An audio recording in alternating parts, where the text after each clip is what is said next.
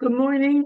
It's Dr. Brenda Eshin Shoshana back with another little talk on simple solutions in a complex world. Or you could call it the way of life itself, the breezes that blow inevitably one way and then another. So today we're right before the big weekend. The big Labor Day weekend is here, and tomorrow is the big day. A day of celebration, honoring our country, ourselves, one another, a day of really opening our hearts to each other and saying thank you. Remembering, unfortunately, for some, let's not say for all, but for some, we're not in that state of mind regarding our togetherness in the country and in the world. And actually, it's just a phase. We're in a phase right now. It's a rough phase. It's a strange phase, but it could also be a beautiful phase because right in the midst of all the chaos, in the midst of everything else, there are connections made, there's love shared, there's hope offered. And what we need most, I think, is a new point of view, a new way of looking at things and of looking at ourselves and of looking at others. Just to open up our eyes wider and to see that the world is much bigger than our particular point of view. Everybody thinks their point of view is right. I'm right. I've got the truth. Everybody thinks that that's just how we're made. We're made to think that way. It's not your bad because you think that way. You feel what you're doing is 100% right and everyone else is not right, unless they agree with you. And that's just how we're constructed in this world.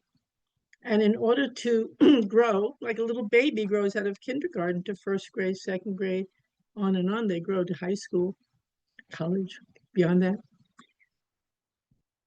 We have to, well, we don't have to, but we grow. We see things differently. We open, we expand so that we can include more in our lives and in our understanding of life. So I think the most important thing to talk about today is our feeling that my point of view is the right one, the only one, the good one, everyone else is awful. That's a very limited and limiting and joy-destroying point of view. We hunch together only with the other people who feel exactly the way we do, or look the way we do, or believe the way we do. And we live in like little circles, closed, enclosed. And all the time, the biggest joy is to open our little point of view and see more, be bigger, include rather than exclude different points of view. Doesn't mean we have to believe another point of view, but we have to, this is what I always say, we don't have to, but it's very beneficial to grant each one the right to be who they are, to see things as they see things.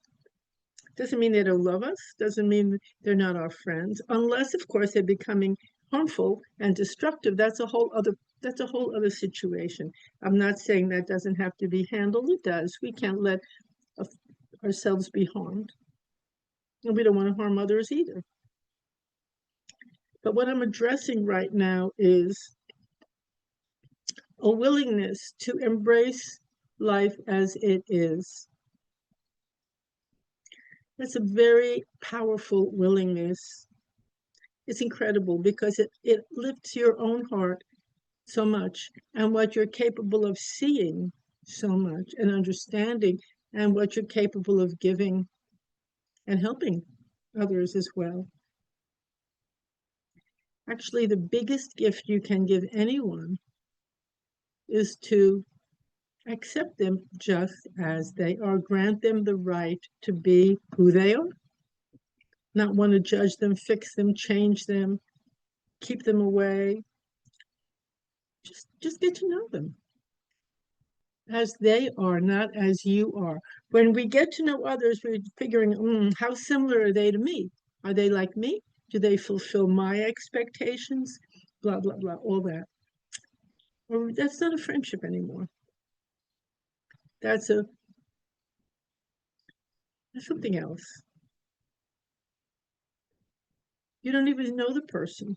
You just know you, what you want, and how they have to live up to your images. Even if you try it with one person a day, you will feel so different. Just let them be who they are. Don't want to fix them, change them, judge them, pull them over to your side, so to speak. Grant them the right to be who they are. You can say it in your mind when you start getting agitated or angry or wanting to reject someone. Just say in your own mind quietly, I grant you the right to be who you are. Again, we're not speaking about anybody harming anyone else. I'm not talking about that. I'm talking about how they live, how they see things, what they want to offer you and what they cannot offer you. That's a very big part of it. So many of us think, well, if they don't give me what I need and want, they don't love me. They don't really love me. They don't get me. We're very consumed with that thought. But the truth is, do we get them? Are we giving them what they need and want? And what does one really need and want? Space. Space to be known and to find out who most people don't have any idea who they are. To let them become revealed not only to you, but to themselves. Life, I think, is a practice of becoming revealed, uncovering, finding out, oh, wow, is that me too? Or finding out about someone else. And then as we find out, as a person is revealed to you, to them, they grow, they open, they change. You know, there are so many parts of ourselves and others that are disowned. Very, very unfortunate. So to start making peace in the whole world, let's start within our own lives and welcome the disowned selves within us and within others. And it's not about saying you're good, you're bad. It's about just getting to know them. Oh, hi. Welcoming the disowned self, granting it the right to be at that moment, at that stage of their development right then. When you can do that and they can do that, then they will grow further. That's inevitable. Constant evolution, constant growing. But to start that process, we have to be okay with where we are right now. Not have to hide it, not have to hate it. So many demands we're making on everyone, including ourselves. So the talk for today is about that step of granting everyone the right to be who that because that's where they are. They're there. That's who they are. That's where they are at.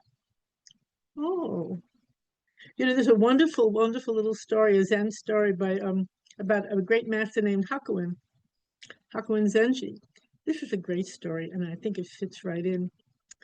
I love this story. Anyway, he was very highly thought of in his town. Everybody brought him gifts and offerings and food and very highly praised. And then one day, a young woman in that town became pregnant, and the father of the child didn't want to be there anymore. He ran away. He didn't want anyone to know.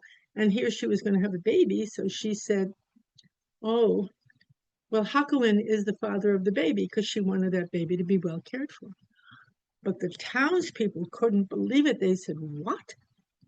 And all their love for him, all their praise of him, all their offerings, zip, quickly turned the other direction. He's a hara, he's this. A lot of blame came in the place of praise. And Hakuin said, is that so? He didn't get upset. He didn't tear himself apart or others. He didn't try to defend himself. Is that so? Then, a few years, the baby came, and the young woman brought the baby to Hakuin. She said, here, here's your child, take care of the baby. And he reached out, he said, is that so? And he took the baby and he took wonderful care of this little baby. And then a couple of years later, the husband, or not, he wasn't a husband, the father of the baby returned, and he felt bad. He had the ability to care for the baby now. Got a job, whatever it was, he was ready, and he wanted the baby back, and he wanted to be with the mother of the baby. So she decided to tell the whole town the truth. This is a real father of the baby. Well, the townspeople couldn't believe it, and they turned around immediately and began praising him again. Hakuin, my goodness, he took the baby, he never carried on. And so the blame turned to praise. And Hakuin simply said, is that so? And then I think the much more painful part, when the mother came to Hakuin, she wanted her baby back. He looked at the baby, he said, is that so? And he gave the baby back to the mother and the father. Is that so? What was his incredible gift, that he could be with each moment, receive it as it was, do what was needed, not get hysterical, not judge, not tear everybody apart. Just is because he saw a bigger vision. He let everybody and every circumstance be what it was, and he responded to it. When he needed to take care of the baby, he did. When it was time for him to let that baby go, he did. Is that so? He was a witness, a beholder of life and of himself and of others. When others turned from negative to positive toward him, he was a beholder. He took it in a different way than we usually do, reacting, screaming, yelling, joining the fray. But he was planted there, and that kind of presence and that kind of response, it emanated. People learned from it. They knew it was something, another way to be. So I offer you that story along with the phrase, I grant you the right to be who you are. Okay, have a wonderful day. Enjoy the rest of the holiday. And I only wish we could all be like that with one another. Take good care. See you later. Bye-bye.